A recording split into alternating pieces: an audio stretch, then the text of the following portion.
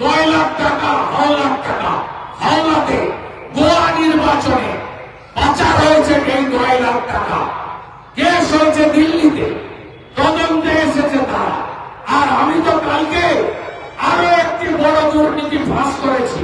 2021 সাল KP construction 178 কোটি টাকা এই জল জীবন মিশনে বরাদ পেয়েছিল দক্ষিণ 24 পরগনাতে।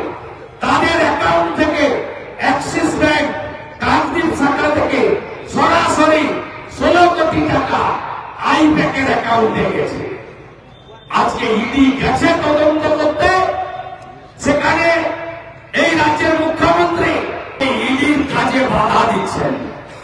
আজকে ফাইল লোপাট করছেন, আজকে নিজে ফাইল এবং ল্যাপটপ কেড়ে নিচ্ছেন।